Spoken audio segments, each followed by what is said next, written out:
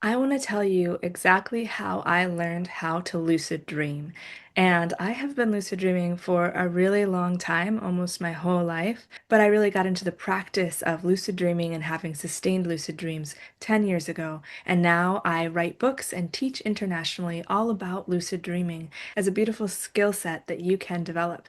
So today I want to talk to you about my journey into lucid dreaming, and in it, there will be a lot of lessons for you about how you can also get started lucid dreaming, or if you've already had lucid dreams or already done studies into lucid dreaming, how you can have more regular and consistent lucid dreams. Because that's what I really found, a pathway in to have consistent and sustained lucid dreams. And now I can have lucid dreams when I want to, which is a beautiful thing because there are so many things you can do within the world of lucid dreaming. And at the end of the video, I will give you a few ideas of what you can do once you are lucid dreaming more regularly.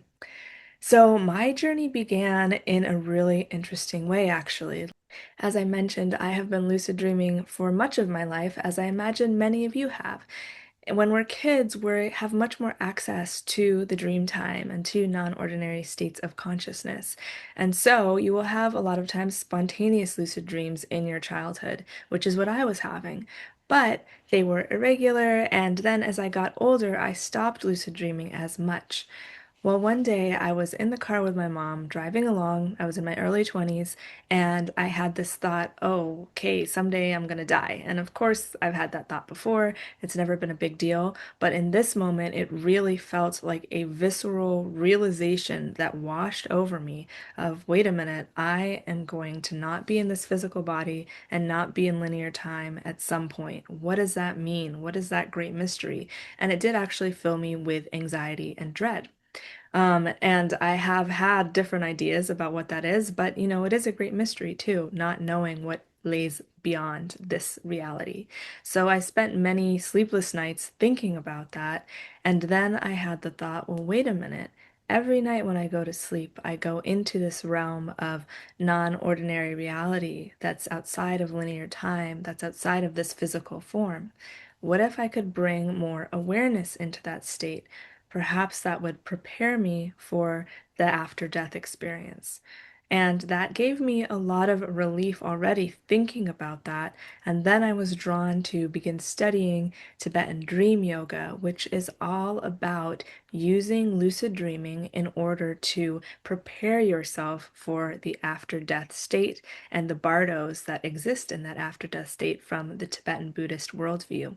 So I did a lot of studies into what does it mean to take on lucid dreaming as a more spiritual practice. Simultaneously, I found the works of Stephen LaBerge, who is a scientific writer and researcher around lucid dreaming. He worked at Stanford, and he's written some really amazing books and what I consider to be foundational lucid dreaming books because they really outline in a step-by-step way the exact process of how to become lucid.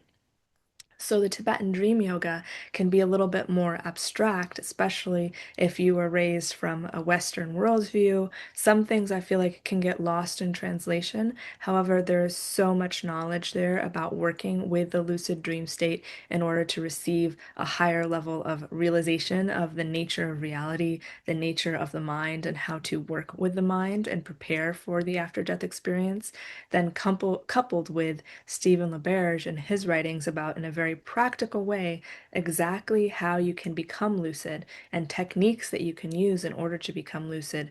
Those two things were a key part of my early lucid dreaming practice and working with that.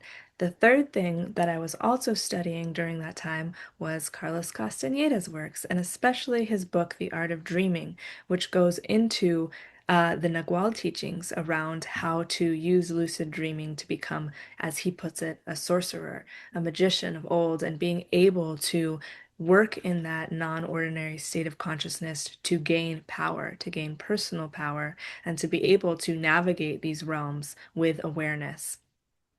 So all three of those threads really wove beautifully to give me a core foundation of how to lucid dream. And now I want to share with you a few tidbits from each one of those. So, with Stephen LaBerge and his writings, he has a lot of techniques in there. He has the mild technique, he has the wake back to bed technique, he has the wake induced lucid dreaming technique. I'm going to make a whole separate video about all of those techniques, but what I found to be the most helpful was studying my particular dream signs that were contained within my dreams. And a dream sign is something that regularly appears and occurs in your dream. It can be that you're normally standing by a large body of water or that you're traveling. Airports are a big dream sign for me because those appear in my dreams very often. So, a really good dream sign is one that appears in the dream time as well as in waking reality. Let's take driving your car, for example. Maybe you're driving your car often in the dream time, and then you also drive your car in waking reality. Well, what it does is it creates a bridge between the dream time and ordinary reality that then you do the next thing, which is perform a state check anytime you encounter that dream sign in waking reality. So, for example, if you're driving your car, every time you're driving your car, you perform a state check. And some popular state checks are looking at your hands and flipping them back and forth.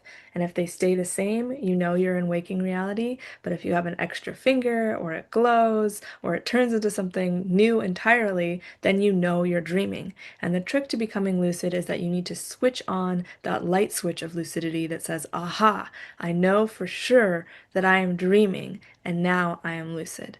And so, for example, while I was doing these practices in my early days of lucid dreaming, every time I was driving my car, I would take a moment, I would ask myself, could I be dreaming? And then I would flip my hands back and forth as I was driving, safely, of course. And then I would see, okay, I'm not dreaming because my hands are staying the same. But what happened then is that in a dream, sometimes I would be driving and I would think, wait a minute, could I be dreaming? And then I would look at my hand, I'd flip it back and forth, and sure enough, I would have an extra finger. So then I knew for sure I was dreaming and I would become lucid. So that is the core foundation of what I did in my early days of lucid dreaming, more than any other techniques, and it worked really well and really consistently. So that's a lot of what I teach other people about is how to track your dream signs and to perform the state checks regularly, and then it will follow that in your dreams you will question, could I be dreaming? You will perform the state check and you will become lucid. So that is really a foundation of what I was doing in my early days of lucid dreaming, cultivating this questioning mind. Could I be dreaming? Asking myself that all the time, every day, multiple times of the day. And I would do it whenever I encountered a dream sign, along with setting specific triggers for myself. Every time I walked through my front door, I would perform a state check. Every time I looked in the mirror, I would perform a state check. Now, one thing to note with that is you can overload yourself on different state checks and different ways of making yourself track it, and it can be too much. So I'd liked when I was doing it in my early days to just pick one and then do that regularly, and then like see how it worked for a week or two. And then if it wasn't working, I'd pick another trigger of, okay, every time I XYZ, every time I look in the mirror, I'm going to do a state check, and then use that for a while and see how that worked. But really finding the ones that are tied to your dream signs are super important too, because those are things that are actually regularly happening in your dreams. So you're more likely to catch when you see it in a dream and then to perform a state check during that time. And you're creating this neural pathway that's saying, okay, every time I encounter this thing, I perform a state check no matter what. And then when you're in your dreaming mind, which is not questioning things, it's not questioning, could I be dreaming? You're turning that mechanism back on because you've trained yourself to always do it no matter what. So, the next thing that I want to say about my early learnings around lucid dreaming is that I was doing all of those actions a lot, and I was amazed because I was starting to have lucid dreams. And I was entering very regularly, almost every night, into amazing lucid dreaming experiences. And from there, that's when the Tibetan Dream Yoga really picked up of having ideas around what I could do within the dream space in order to practice recognizing the nature of the mind. And so there are different techniques that you can do in order to multiply all of the objects in the dream, or to shift the dream subtly to bring certain characters. And from a non-Tibetan dream yoga point of view and perspective, these can be ways to just work with the mind, work with the malleability of the dreamscape. And from a Tibetan Buddhist perspective, it's also a way to understand the illusory nature of reality. Because here you are creating all these things in a lucid dream, and everything feels as real as this waking reality, and yet you know it's a dream. Well, the same can be said for this waking dream, where our mind is creating so much of our reality. I'm not saying that it's 100% this waking reality is a dream. They're different realms and they have different rules. However, when you recognize how much your perception and your experience of reality is being shaped by your lens that you're wearing, and that you are co-creating this waking reality in every moment via the external inputs that are coming into your senses, and then how you're interpreting all of those. And then when you see in a lucid dream how real it feels, how much you're really creating the reality there too, wow, it's profound what you recognize in that state. The last thing that I really loved about my early days of lucid dreaming when I was reading Carlos Castaneda is that I was able to test out a lot of the things that he was talking about. And he had ideas around inorganic beings and different things that you can encounter in the dream space, and different ways you can work with the dream space and transporting yourself through it. And so I really wanted to verify what I was reading, and I found for myself some things to be very true and interesting, and other things that didn't quite align with what I was experiencing within the lucid dream. And I think that's so important just in general with whatever you take in around lucid dreaming, to verify it for yourself before you believe it as totally true. Um, there's a lot of ideas and stories and people talking about never do this in a lucid dream, or always do this, or never ask somebody their name in a lucid dream. And what I would encourage you to do is take it all with a grain of salt. Stephen LaBerge has a way of talking about it where he calls them dream schemas.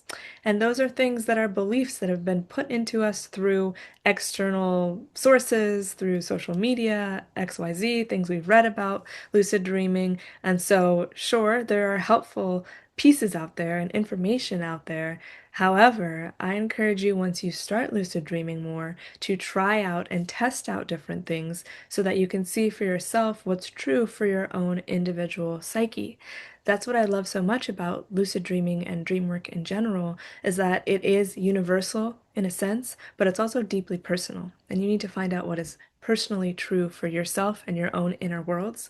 We write a lot about the art of psychonavigation, which is learning how to navigate your psyche with skill.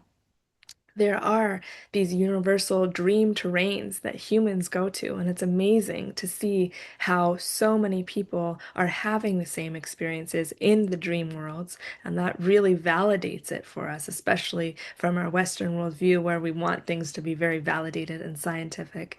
And there are deeply personal elements, and your dream speaks to you in its own symbols and its own language. And so, learning how to balance the two through lucid dreaming was a big part of my beginning journey within lucid dreaming, learning what was and wasn't true for me, learning what worked for me as far as techniques go and which ones didn't, and then through years of study and practice, feeling ready to teach others about it too, and feeling so excited about it because it is such a powerful, powerful space of the mind to be in, to awaken that realization that you are dreaming within the dream and have more lucidity both in your nighttime sleep as well as in your waking reality, which is why our brand is called Lucid Dreaming, Lucid Living. The two are not separate from each other. There is an interweaving of more lucidity that comes into your waking life when it also comes into your dream time, and vice versa.